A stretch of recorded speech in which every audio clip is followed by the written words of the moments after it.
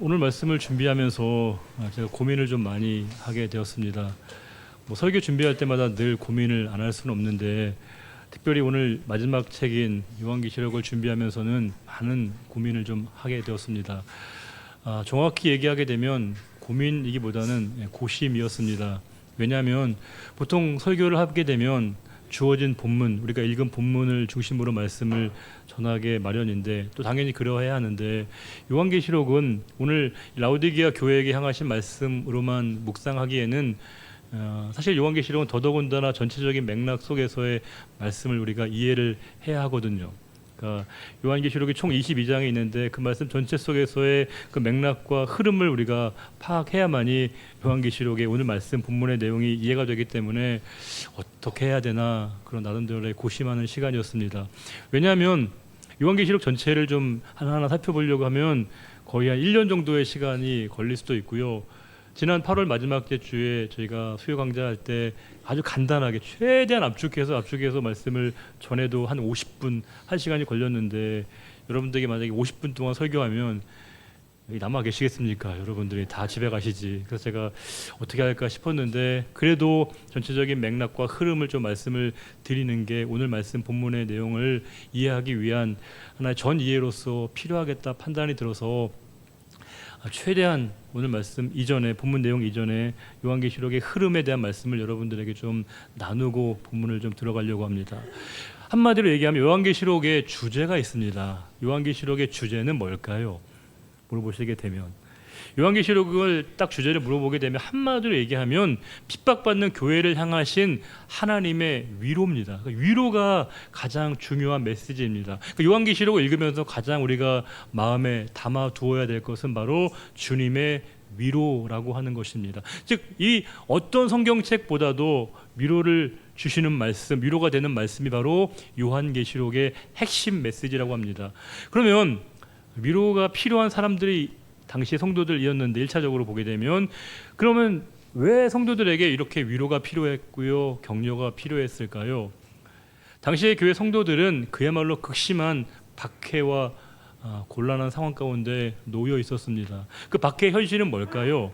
로마 황제가 황제 숭배, 황제 예배를 통해서 황제를 신성화시키고 신격화시킨 것이었습니다. 황제는 보통의 사람이 아니고요, 완전히 황제를 신으로 만든 겁니다. 그리고 그 황제에 대한 예배와 숭배를 강요했습니다. 이 국가 의례가 아니고 하나의 종교적인 신념의 문제로 받아들여졌기 때문에 그 신념에 타협할 수 없었던 성도들은 그야말로 극심한 박해와 죽음의 위기에 내몰리게 되었습니다. 당시에 교회 성도들에게 가장 악명 높은 로마의 황제의 이름이 있습니다. 누굴까요? 네로. 우리가 너무 알고 있는 네로가 교회에 엄청난 큰 어려움을 준 로마 황제가 네로였는데 황제의 네로가 세상을 떠나게 되었습니다.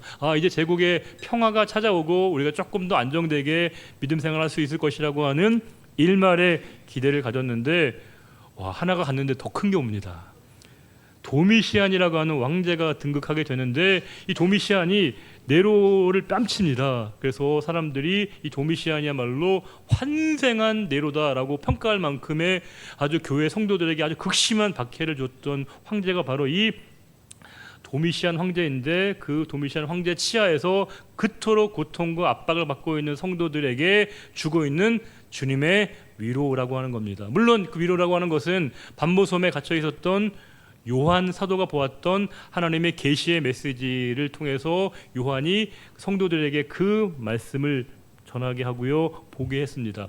자, 그러면 요한 사도가 주고 있는 메시지의 본질은 뭐냐면 이제 그 세상을 다스리고 세상을 지배하고 세상의 전부가 로마인 것 같고 로마 황제가 모든 것의 전부인 것 같지만 그렇지 않다는 겁니다. 로마 치하, 로마 세상이 영원할 것 같지만 그럴 수 없다는 거예요.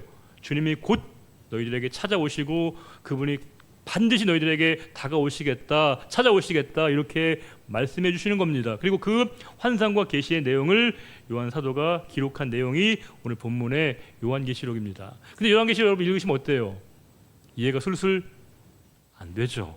그래서 어떤 분들은 요한계시록 읽으면 안 된다, 아예 피면 안 된다, 이게 어떤 책인데 함부로 보냐 이렇게 얘기하는 분도 있으셨는데 그건 상당한 오해라고 할 수 있습니다.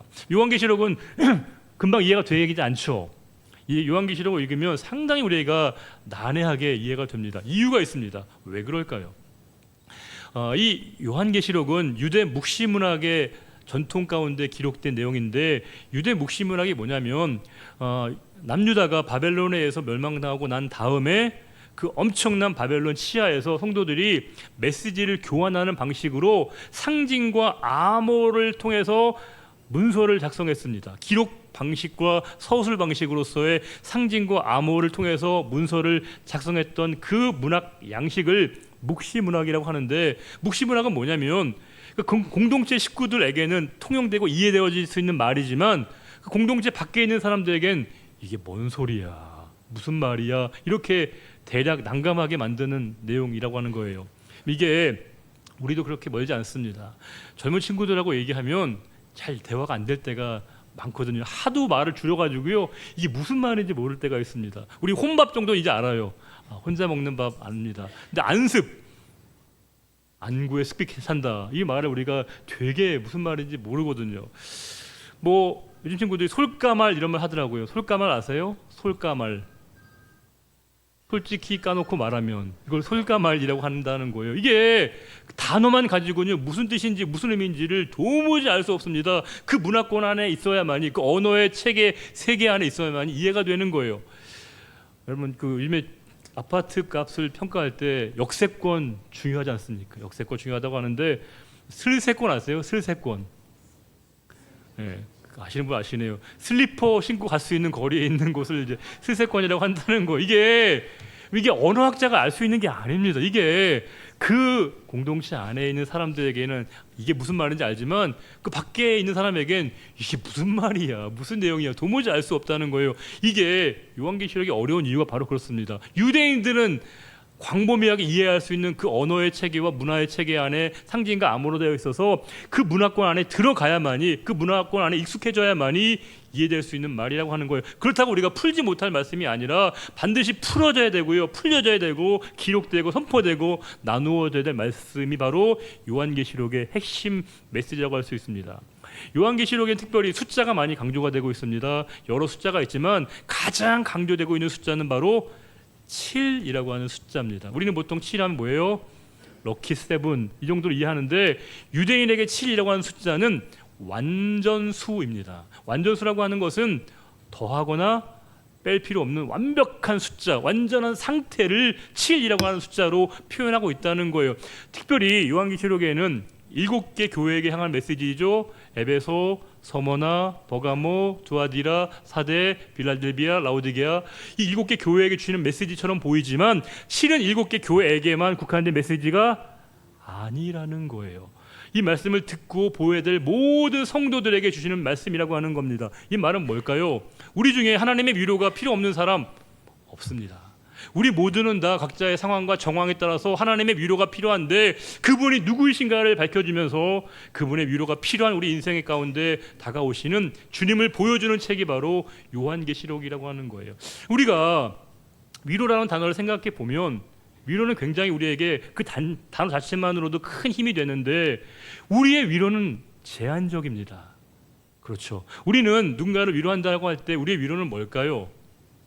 상대방의 마음에 다가가는 겁니다. 공감해 주는 것이죠. 내가 상대방과 같은 마음을 품을 때 우리는 위로를 받습니다. 상대방이 슬퍼할 때 같이 슬퍼해 주면, 같이 울어주게 되면 우리는 마음의 위로를 받게 됩니다. 그러나 주님의 위로는 감정적이고 정서적인 위로가 아니고요, 근본적인 문제를 해결하는 위로를 주신다는 거예요. 그들이 지금 슬퍼하고 낙심하고 있는 그 성도들에게 단순하게 그들의 아픔과 고통을 헤아려주는 수준뿐만이 아니라 그들의 문제를 근본적으로 해결할 수 있는 그 능력이 누구에게 있는가? 너희에게 찾아오실 그분에게 있다 라고 하는 메시지를 요한계시록이 주고 있다는 겁니다. 그러면서 요한계시록이 좀 어려워 보이는 이유는 뭐냐면 되게 구조적으로 되어 있습니다.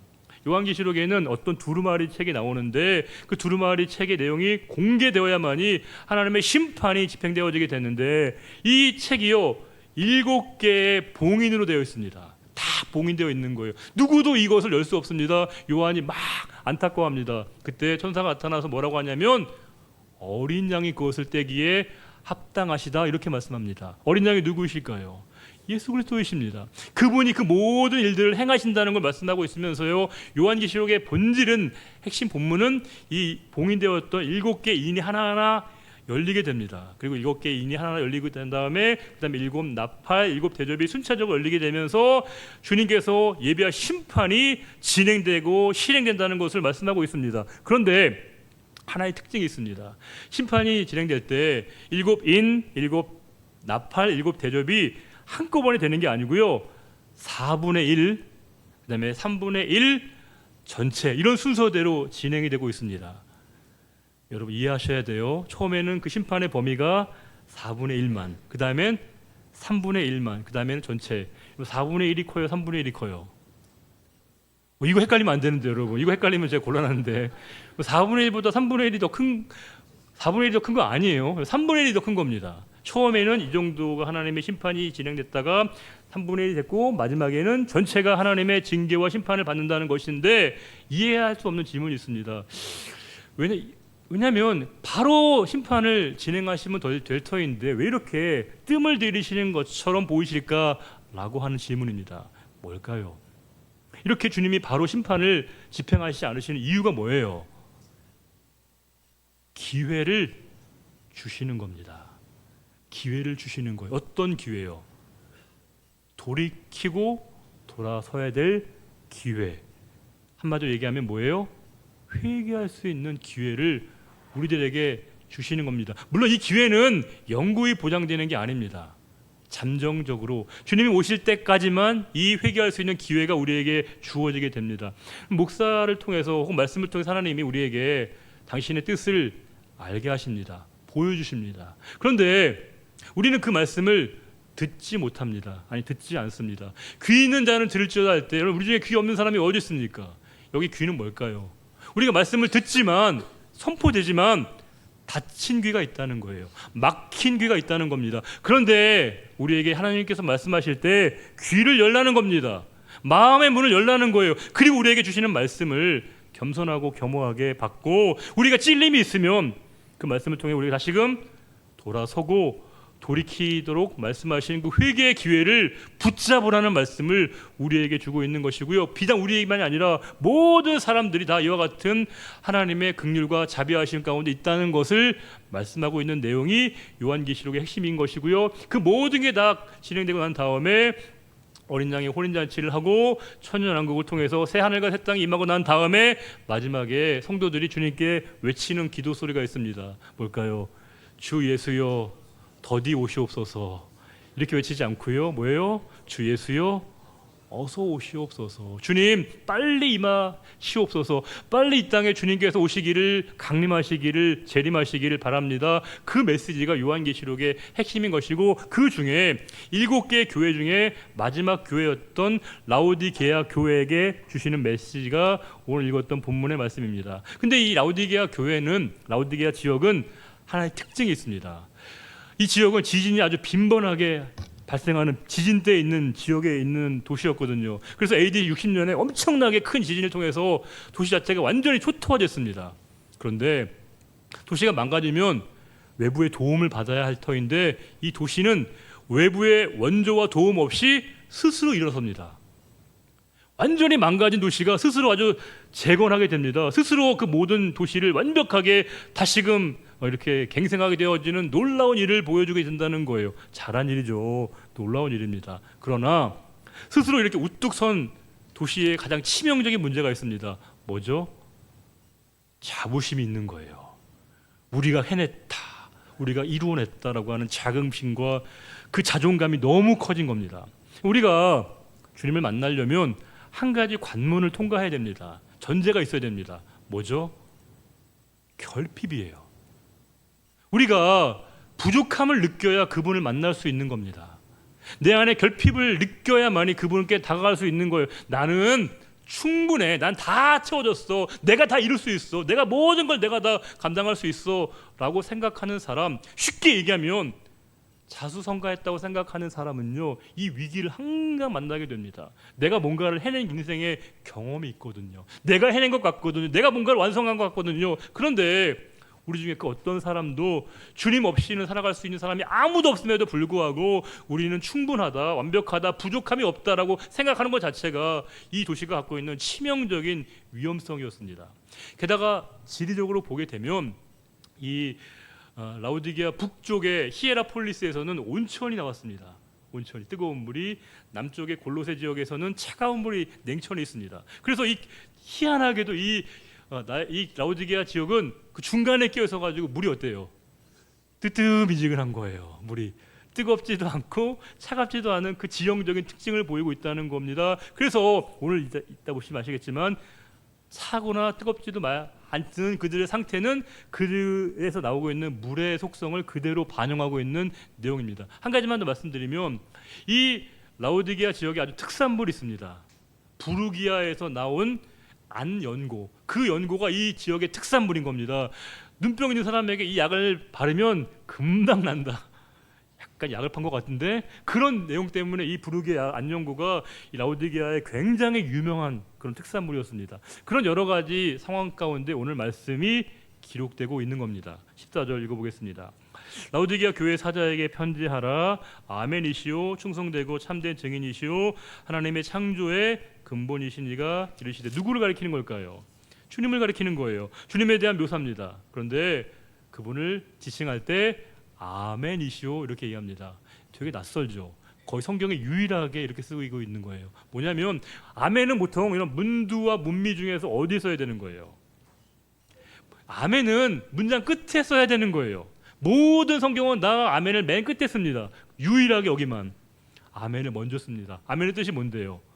참되다, 진실하다 이런 뜻이거든요. 그분이 얼마나 참되신 분이신가, 그분이 얼마나 진실되신 분이신가를 먼저 우리들에게 얘기합니다. 그분은 참되신 분이시고 진실하신 분이시고 그분은 충성되고 참된 증인의 삶을 사신 분이시다라고 하면서 그분은 바로 하나님의 창조의 근본, 이 근본이란 말이 아르케인데 으뜸이란 말이죠. 본질이라고 하는 겁니다. 주님께서는 하나님의 창조의 으뜸이시고 본질이시다 이렇게 말씀하시면서 그분이 이렇게 질타하고 있는 거예요. 15절 16절 읽어볼까요? 내가 내 행위를 아노니 내가 차지도 아니하고 뜨겁지도 아니하도다. 내가 차든지 뜨겁지든지 하기를 원하노라. 내가 이같이 미지근하여 뜨겁지도 아니하고 차지도 아니하니 내 입에서 너를 토하여 버리리라.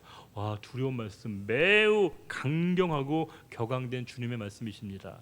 너희가 뜨겁지도 않고 차갑지도 않으면 내가 너희를 토해낼 거야, 이렇게까지 말씀하신다는 겁니다.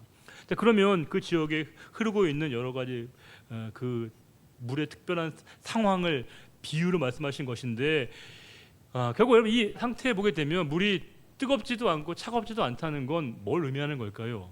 미지근하다는 건 목욕하기 좋다 이런 건가요? 어때요? 이 두 가지 속성이 함께 있는 거예요.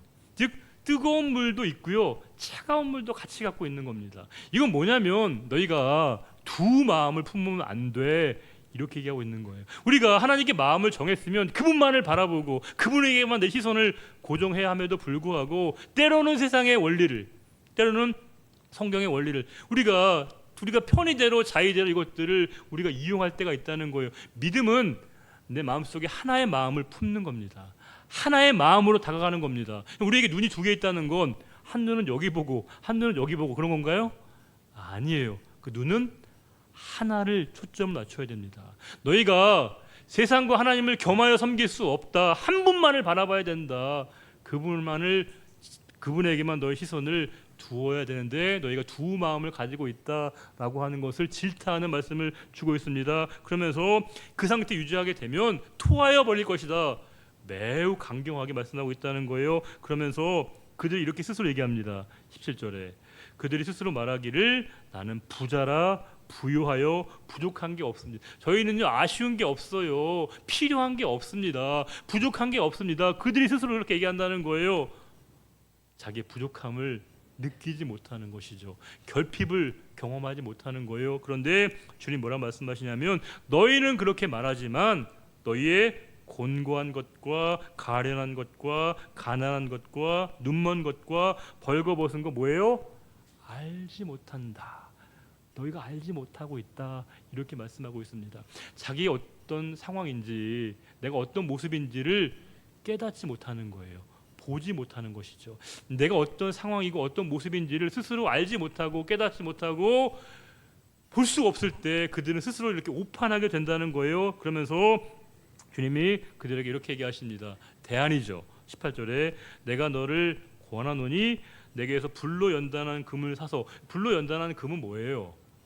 이게 바로 정결한 믿음을 얘기하는 거예요. 이게 정금 같은 믿음. 너희에게 지금 필요한 건 다른 게 필요한 게 아니라 믿음이 필요해. 그 온전한 믿음이 있어야 돼. 이렇게 말씀해 주고 있습니다. 그러면서 너희가 그 불로 연단한 금을 사서 너희가 영적으로 부유하게 되어야 되고, 흰 옷을 사서 벌거벗은 수치, 영적 수치를 보이지 않아야 되고, 안약, 영적인 안약을 통해서 너희가 보지 못하는 것을 보아야 돼. 알지 못하는 것을 알아야 돼. 이렇게 말씀해 주고 있습니다. 그러면서 19절에 그렇게 하지 않으면 책망하여 징계하는데, 주님께서 주시는 메시지가 뭐예요? 내가 열심을 내라. 그 다음에 뭐예요? 회개하라. 빨리 돌이켜야 돼. 빨리 돌아서야 돼. 이렇게 말씀하십니다. 그런데 20절에 그 유명한 말씀 읽어볼까요? 볼지어다 내가 문 밖에 서서 두드리노니 누구든지 내 음성을 듣고 문을 열면 내가 그에게로 들어가 그와 더불어 먹고 그는 나와 더불어 먹으리라. 주님의 말씀이시지 않습니까? 내가 문 밖에서 너희들에게 문을 두드리고 있어. 문만 열면 내가 너희에게 들어가서 너희와 함께 먹고 함께 너희와 더불어 있을 거야. 이렇게 말씀하십니다. 이 말씀은 두 가지 의미를 다 얘기합니다. 뭐예요? 우리가 돌이키기만 하면 바로 주님께서 우리에게 오셔서 우리의 믿음의 씨앗을 심어줘서 그 믿음이 우리의 삶에서 열매와 결실을 맺게 한다는 그 약속의 말씀이기도 하고요. 동시에 뭐예요? 지금 돌이키지 않으면, 지금 돌아서지 않으면, 지금 회개하지 않으면 주님의 그 심판이 임박했다는 것도 우리에게 깨우쳐주고 있습니다. 너희가 지체하면 안 돼, 머뭇거리면 안 돼, 지금 돌이키고 지금 돌아서야 돼. 이렇게 준엄하게 따갑게 말씀을 주고 계십니다. 그러면서 21절의 말씀도 한번 읽어볼까요? 이기는 그에게는 내가 내 보좌에 함께 앉게 하여 주기를 내가 이기고 아버지 보좌에 함께 앉은 것과 같이 하리라. 요한계시록에는 이 말씀이 아주 반복해서 나옵니다. 이기는 자에게는, 이기는 그에게는. 요한계시록은 우리에게 이길 것을 말씀해 주고 있습니다. 이겨야 된다 말씀하고 있습니다. 뭘 이기는 거예요? 이긴다는 게 뭘 의미하는 걸까요? 여기에서 이긴다는 것은 어떤 상대방과의 싸움에서 승리를 의미하는 것일 수도 있지만 더 근본적으로는 믿음을 지키라는 거예요. 믿음을 견지하라는 겁니다. 믿음에 타협하거나 굴복하지 말고 너희 믿음을 지켜내라고 말씀해 주고 있습니다. 그들이 엄혹하고 가혹한 현실 가운데 그 로마 황제로 대표되어지는 로마 그 황제 예배 경배 속에서 너희 믿음을 지켜야 돼. 믿음을 지켜내야 돼. 이렇게 말씀해 주고 있습니다. 쉬운 일이 아니죠.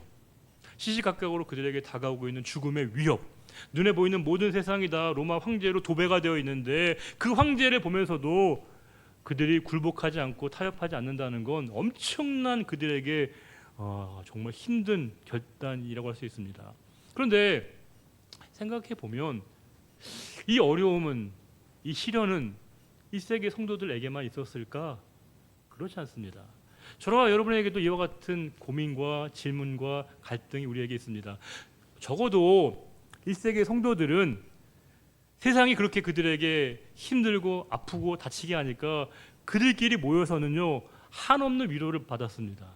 교회 공동체 안에는 적어도 사랑이 넘쳤고요, 이해와 배려가 넘쳤습니다. 왜요? 너무 박해가 심하니까 우리끼리라도 위로받고 격려받고 사랑을 나눠야 된다라고 하는 그 의식이 교회 공동체 안에 있었기 때문에 세상에 그렇게 엄혹하게 그들을 위협한다 할지라도 교회 공동체 안에서는 그들이 큰 위로와 격려와 소망을 받게 되었습니다.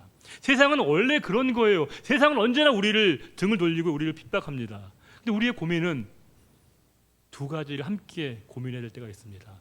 세상에서 우리가 당하는 어려움은요 이해할 수 있어요. 세상은 원래 그랬으니까, 하나님 모르니까. 별 사람 다 있거든요. 희한한 말도 듣고요, 희한한 일들도 우리가 부지기수로 당하게 됩니다. 세상이니까 우리가 이해할 수 있고요, 받아들이고 참아내는 힘도 됩니다. 그런데 우리의 고민은 우리 교회 안에도 그런 일이 과연 없나? 싶습니다.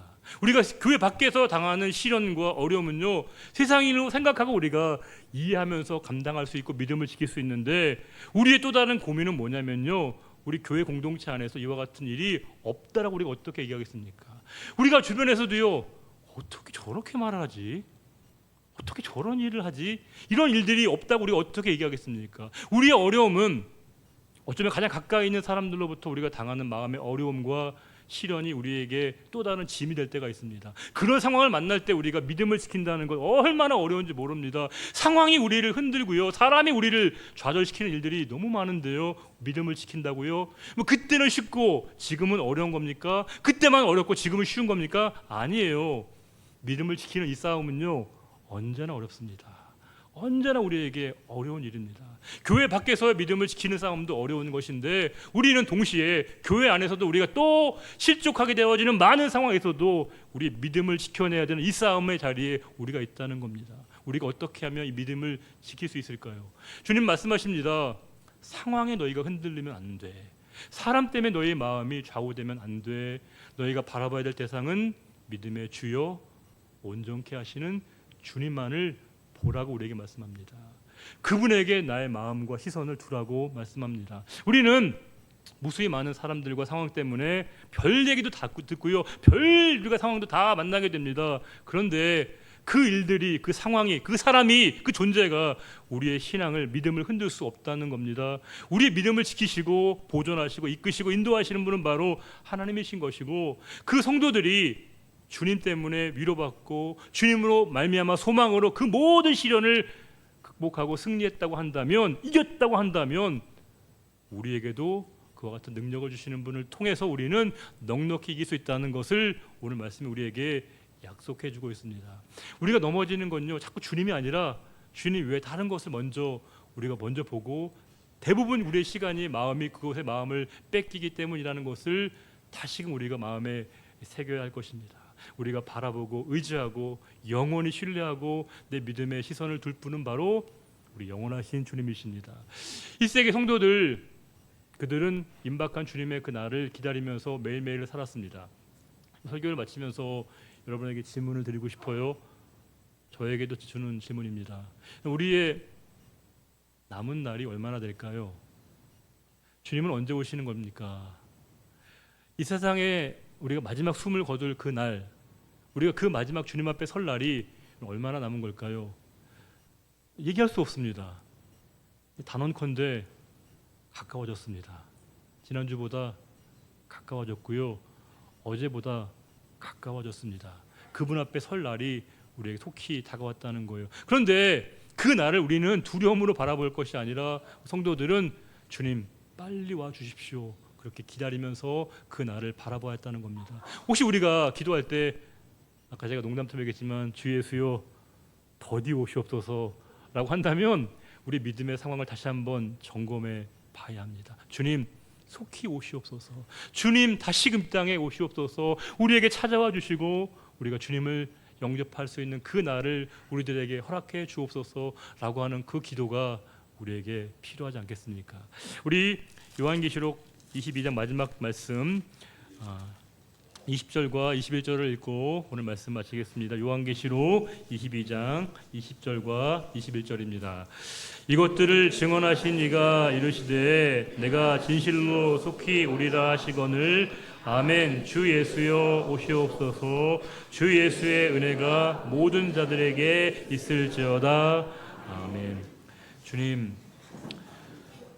우리에게 믿음을 지키는 이 싸움, 이겨야 될 싸움을 다시 우리에게 하달해 주셨습니다. 주님, 우리의 마음을 흔들고 우리의 상황을 어지럽히는 많은 일들과 상황들이 있습니다. 주님, 그 일 때문에, 또 그 사람 때문에 우리가 마음이 흔들리고 또 마음이 어려워지고 실족하게 되는 일들이 분명히 우리에게 있습니다. 그러나 우리가 진심으로 바라봐야 될 대상이 누구이신가를 다시금 고백하는 이 자리가 되기를 원합니다. 우리를 진정으로 위로하시고 치유케 하시고 온전케 하시고 싸매어 주시고 우리에게 소망을 주시는 분이 바로 주님이심을 믿습니다. 주님 때문에 위로를 받고 주님 때문에 소망을 누리고 주님과 함께 나아가는 우리의 삶이 되게 인도해 주옵소서. 믿음의 주여 온전케 하시는 주님을 보게 하시고 주님을 통해서 언제나 우리의 모든 삶이 새로운 길로 나아갈 수 있도록 도우시되 이 땅에 살아갈 때 우리의 모든 삶의 자리 가운데 그리스도의 향기를 바라는 우리의 삶이 되게 하실 것을 믿사오며 거룩하시고 이 땅에 다시금 우리에게 오실 우리의 주님 예수 그리스도의 이름으로 감사하며 기도 올려드립니다. 아멘.